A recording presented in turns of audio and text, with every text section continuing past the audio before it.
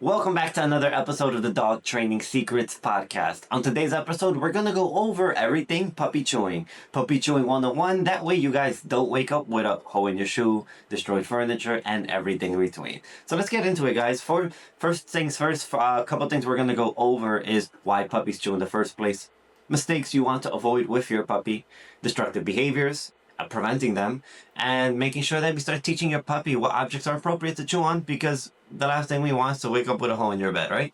So let's get right into it, guys. Why do puppies actually chew? First and foremost, curiosity. Puppies explore their environment with their mouths, and they're curious. Is this something I can interact with? How do I interact with this thing? Is it soft? Is it hard? Is it something? So they're always curious towards their environment, especially when they're very, very young. They have little to no life experience. So at that moment, they're trying to figure everything out.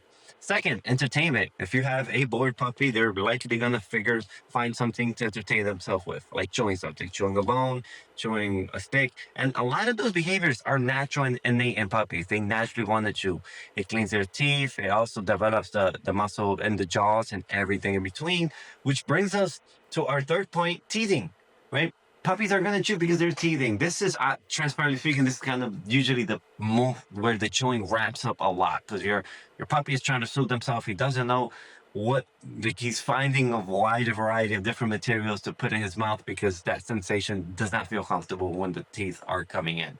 So if I was to break it down in three simple things why puppies chew: really curiosity, they're exploring their environment; two, boredom and entertainment, they're bored, they want to entertain themselves, so they're naturally going to chew on something that they find curious, interesting, and things that they could destroy. And three, teasing. Your puppy needs something to soothe themselves with their teeth. So now that we understand why puppies chew in the first place, what mistakes should we avoid as dog owners so that we don't have issues long term and short term? So first and foremost, common mistakes we see all the time is giving our puppies too much freedom too soon. What does that mean? That means I have a puppy under a year old with little to no life experience, and I'm leaving them unattended. That's how you give your puppy too much freedom, right? Do not leave your puppy unattended out in the room, freedom in the living room, in the backyard, in the front yard, backyard, inside the house, whatever. Do not leave your puppy unattended. Super important, because if you leave your puppy unattended, what are you doing? You're leaving an animal with little to no life experience, under a year old, to figure it out on their own. And what happens if you do that? You let your puppy make its own choices. Your puppy's gonna naturally go, well, I think this is what I chew on. Or he's gonna go, maybe it's the kitchen table. Or maybe it's the couch. Or maybe it's that, What we wanna do is make sure that we do not give your puppy too much freedom too soon. Because that is usually the number one mistake most owners make is, hey, I give my puppy too much freedom. I left him out and about to roam the house, and I came back and, wow, he destroyed half my kitchen chair. Or, hey, I came back and there was a hole in the couch. Yeah, your puppy doesn't know what's right and wrong. Like, that's our job to do that. So that's the first mistake we do. Two, not puppy proofing our house. Super important that if you're bringing a puppy into your house, you need to puppy proof things. So, the way I look at it is you scan your whole living room, your every area, every room of your house that your puppy's going to be in, and you kind of go, what are things he could possibly get into? The wires behind the table, maybe the remotes are in a low area, little things like that. You want to pick up any little small objects that your puppy can get into. Why? It makes your job a lot easier. Because if everything's already picked up, then you don't have to go like, damn, let me get this out this puppy's mouth. He got my daughter's pencil. You pick all those things up. You puppy proof everything so that you make this process as easy as possible on yourself and for your puppy. Hey, if I puppy proof the room, I limit the opportunity that my puppy has to chew on the wrong objects. And the third mistake that most owners make is simply just not providing their puppies with appropriate outlets, play outlets, but also appropriate chew objects that puppies will naturally want to do, right? So we already know that chewing is a natural behavior for puppies. They're going to do it. They're going to do it out of curiosity. They're going to do it out of boredom. They're going to do it because they're, teething as well. So why not provide my puppy with an appropriate outlet for the behavior he's naturally going to do anyway?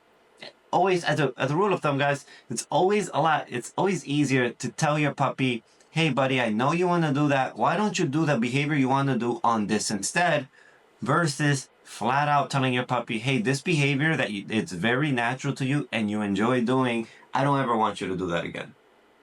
It's a lot harder to do that versus just guiding your puppy and showing, hey, that's not an issue that you want to do that. Let me just show you the appropriate object to do that on, right? So now, the 3 mistakes, just to recap that, guys. Too much freedom. Don't give your puppy too much freedom. Let him roam around the house, because if you do that, well, good luck, because he's probably going to make his own choices and destroy things, chew on things he's not supposed to, because your puppy doesn't know your shoe is a shoe that you wear. Your puppy doesn't understand that's the kitchen table that you cook on, or, you eat on, or that's the chair that you sit. Your puppy has no clue of that. 2, not puppy proofing your house and your room, the puppy that's going to be in. So super important, make sure that you make your life easy. Just pick anything up that your puppy might get into, wires, little things on the floor, shoes, socks, anything like that. Pick it all up so your puppy does not get into any of that, and you could just save yourself the trouble. And 3, we're not giving our puppies outlets in form of play, but outlets in a form of appropriate chew objects. So now that we understand common mistakes, how do we prevent a lot of destructive behavior from our puppies, right? Super important, right? Because we don't just, we understand that our puppies want to chew, but we don't want them chewing the wrong object. So how do we go about that? First and foremost, we need to use the crate, the playpen, the crate, the play, either or. The most important part is you're using the crate or the playpen to place your puppy inside the crate while you're not supervising them. That way your puppy does not have the opportunity to destroy things around the house if you're upstairs taking a shower, if you're out there doing groceries, right? Instead, what you're doing is your puppy is in a crate or playpen, and once they're in that crate and playpen, they have an appropriate object to chew on. You have something that they can entertain themselves with. Why? Because now here's what you're doing. You're having your puppy confined in a specific area so he doesn't have the opportunity to practice the bad behavior, making a habit out of chewing on your couch, making a habit out of chewing on your shoe. He never learns that habit, because instead, when you're not watching him, his only option is chew on the right object while you're surrounded by everything else. While you're surrounded by the bed over here, the chairs over there. Even though he's confined in the crate, he still gets to see those things and still practices chewing on one particular object, the chew bone. 2, supervise your puppy, all right? Meaning, if your puppy is not in the crate or playpen, again, when he's out the crate and playpen, what's your goal? Supervise him, monitor him, watch him. You should never leave your puppy unattended. Why? Because if you leave him unattended, again, you're leaving him to figure it out on his own, to make his own choices. And if you do that, best of luck. You're going to find the hard way that, like, damn, my puppy made some bad choices and I wasn't there to guide them. Second reason you want to supervise your puppy is because dogs and puppies learn in the moment. So in order for your puppy or dog to understand, hey, chewing on the couch is bad, or chewing on your shoe is bad, you need to physically catch your puppy on the act of doing the wrong behavior. But what happens if you miss that opportunity and, hypothetically speaking, your puppy chews your shoe at 9 a.m. and you discover it at 10 a.m.? Well, getting upset doesn't do anything, because your puppy will never make the association that the reason you're upset with me is because it's for what I did an hour earlier. That just doesn't happen. So instead, the reason you want to be able to supervise your puppy at all times once they're out the crate is so that you could guide your puppy and show your puppy, hey buddy, if I see that you're about to chew the wrong object, I'm in a position to show you what the right object is, versus versus discovering it later and then my puppy just got gratified, got rewarded for chewing that. Because while your puppy's chewing on things, it feels good. It feels good on his teeth. He's rewarding himself. He's entertaining himself. It's entertaining, right? It's very fun and rewarding for dogs. Why would I want my dog to find chewing my couch fun and rewarding when that could be prevented? So my job is to kind of structure, and then I'm getting a little tangent here, but my job is to kind of structure everything where, like, hey, if I'm not watching you, you're in the crate so that you can't you can't get into anything. And then when you're out the crate, I'm here supervising you so that if I see that you're about to make a bad choice and try to chew an object you're not supposed to, I'm there to guide you and coach you and show you, hey buddy, this is the appropriate object. Which brings us to our third point, is get in the habit of redirecting your puppy. If you see your puppy about to chew an object he's not supposed to, what you want to do is redirect him. And what I mean is, you're going to guide his attention and energy into something else instead. Hey, don't chew my couch, don't chew the shoe, chew this bone instead. Don't chew the couch, chew this instead. Don't chew that, chew this instead. Super important. You're essentially telling your puppy, don't do that, do this. Not that, this. Not that, this. Super important. Redirection, transparently speaking, is gonna be it's about like 85% of puppy training, transparently speaking, because your puppy doesn't know anything. Right? So you can't really get that. You can really can't get upset at your puppy for something they don't know. Right? We're the ones teaching them. Right? Are you gonna get a easy example is, are you gonna get upset at a 2-year-old that has a potty act, have pees, and not in the toilet? They don't know how to use the toilet. No. Right, that doesn't make sense. So instead, what we want to do with our puppies is always, again, monitor them. And if I see them about to make a bad choice, showing the wrong object, I'm in a position to immediately redirect them and show them, hey, buddy, here's the right object. Now, when you're redirecting your puppy, a couple things, guys. Make sure that you actually make the object you're redirecting your puppy to seem like the most interesting object ever. Biggest mistake most owners do is they just see their puppy about to chew the couch, they just toss the bone and ignore it. Like, dude, come on, make it seem more interesting. So what I normally do is, example, I'm raising a puppy now, and I mean, he doesn't really do this, but when he first did, he would try to chew the kitchen table. I get the chew bone, I flip it in the air, make it seem interesting. I make him chase it, flip it in the air. He tries, and then once he tries getting the object, I don't just give it to him. I kind of act like, no, dude, this is kind of very interesting. You can't have this yet. And I kind of start keeping it away from him. And by doing that, your puppy kind of goes like, damn, I kind of want to see what you really have, man. I'm kind of interested in that. And by doing that, your puppy's going to become extremely interested in whatever object you have. Once you give it to him, they'll start chewing on it. But the most important part is, depending on how young and mature your puppy is, you're redirecting them a lot. Like example, when my puppy was extremely young, I gave him a bone. He would stop chewing the bone, stop, and look at the cats. Maybe, because I have 2 cats as well. But he would look at the cats, maybe try to focus on them, try to chase, and I go, hey, no, buddy, here, back to the bone. He chews on the bone for like 30 seconds. He gets distracted again. I go, no, remember the bone, the bone. And in the beginning, you're playing that dance. Very tedious initially. But now I don't even have to do that, right? I did that for like, what, a week? If that, a week or 2 with my puppy when he was extremely young, and I stayed so consistent to the point where now my puppy, he doesn't chew on any other, he never even had the opportunity to chew on any other object because of the things I mentioned here. I supervised him. If I wasn't supervising him, you're in the crate. So he never even, there's no destroyed object, furniture in my house. So again, get in the habit of redirecting. Fourth, make sure you get in the habit of also giving your puppy an outlet in 2 ways, guys. So first and foremost, play with your puppy, right? Don't just give your puppy a bone if he has a lot of energy, right? Yes, he'll chew the bone, but like, he needs an outlet for that energy. So depending on your individual puppy and your individual breed, does your puppy like chasing things, biting things, thrashing things? If once you start understanding your individual puppy, you meet your puppy's needs. Because if those needs are not being met, you're gonna see a big uptick in like, wow, he's extra mouthy and trying to put his mouth on everything, not only me, but every single object. What's a quick example of this? Example of this would be like, my puppy had gotten neutered like 2.5 weeks ago, give or take. And for those 2 weeks, brutal. Why? Because he doesn't have the opportunity to get the same outlet he normally gets. He can't run, he can't play, because he rips his stitches out, his organs fall out. We don't want that, right? We don't want another rep build. So for those 2 weeks, I can transparently tell you that the moments that I'm, towards the end of the day, like where he's getting very restless and he can't run, he's putting his mouth on everything. He never put his mouth on the pillow, but wow, for the first time ever, I see you grabbing a pillow and thrashing it around. You never used to grab blankets, but now you're rolling around in blankets, biting everything. So that's that starts arising only if your puppy does not have an appropriate outlet. So first and foremost, understand your pup.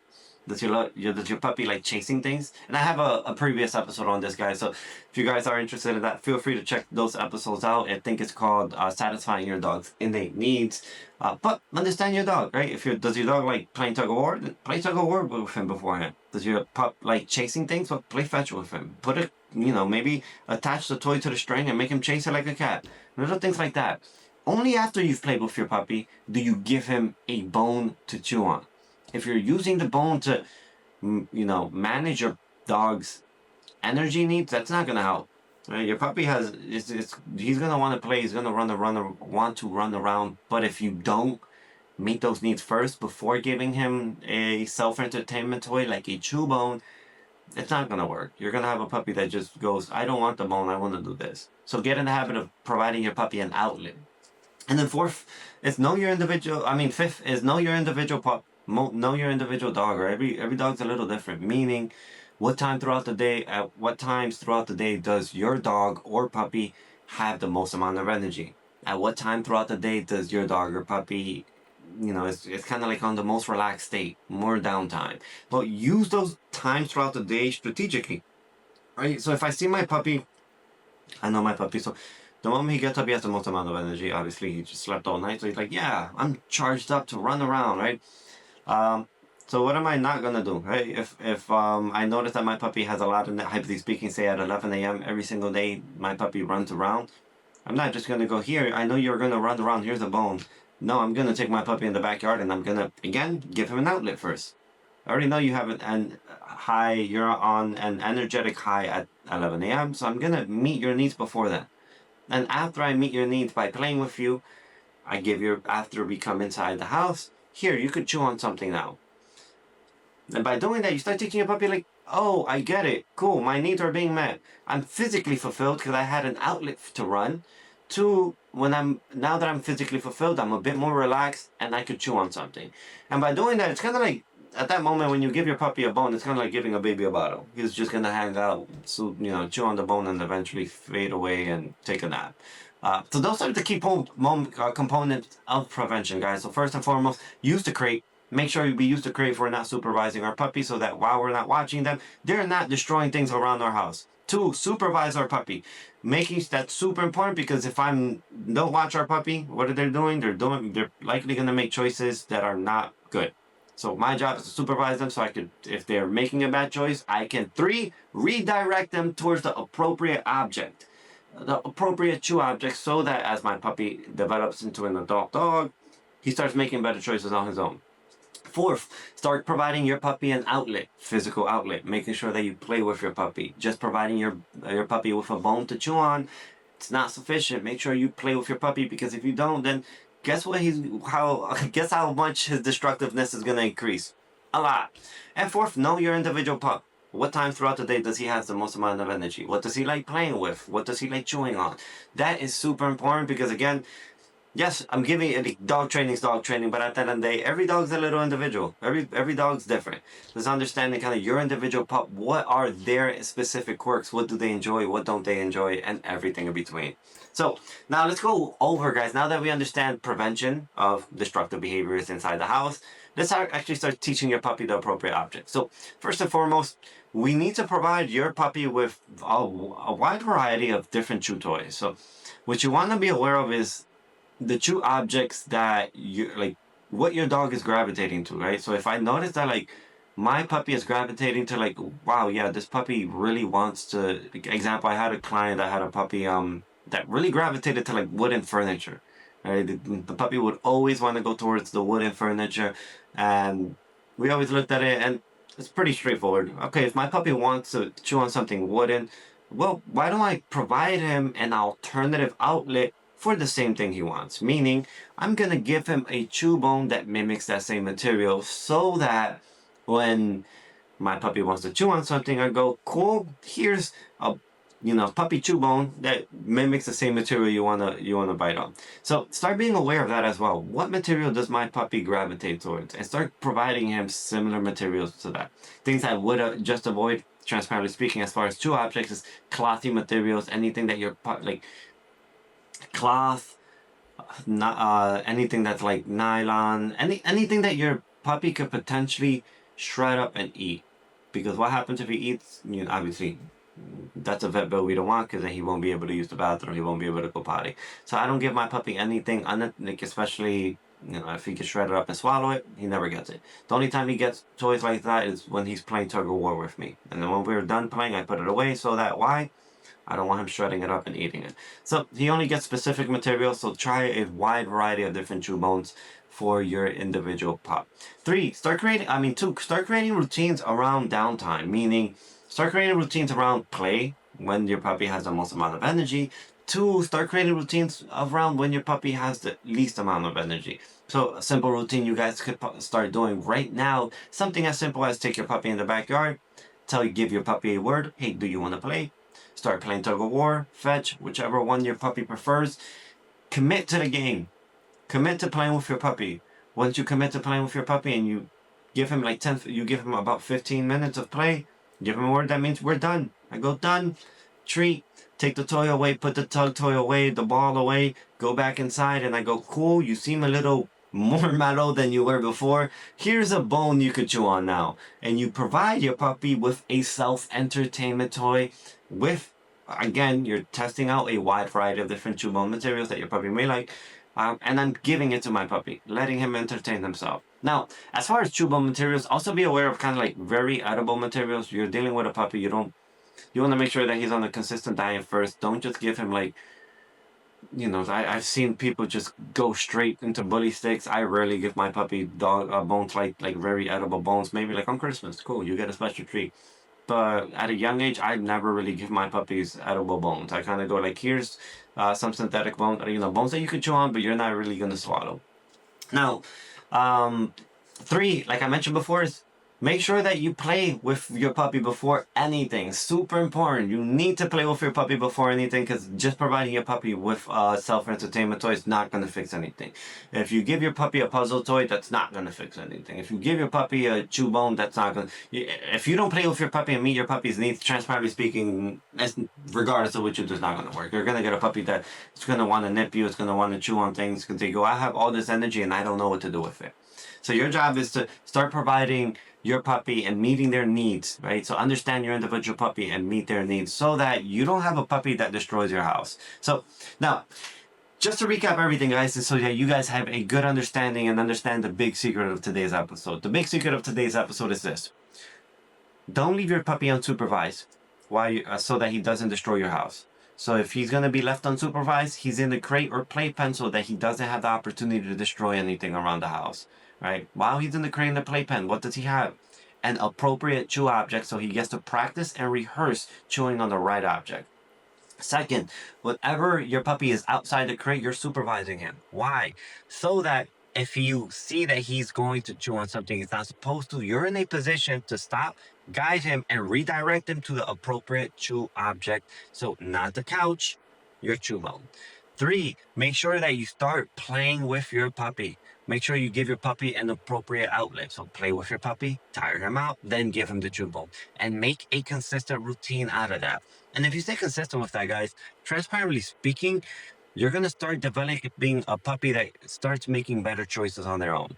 And again, you don't give your puppy too much freedom too soon. That's super important. We're going to make another episode of how to begin giving your puppy freedom. But as of right now, what you're really looking for is for your puppy to start making better choices. And here's how you know he starts making better choices. Whenever you're out and about and your puppy's, hanging out with you out the crate, and he's in the living room and you have a chew bone, are there moments where he naturally just gravitates to the chew bone, picks it up, and chews it on his own? Cool. That's exactly what we're looking for.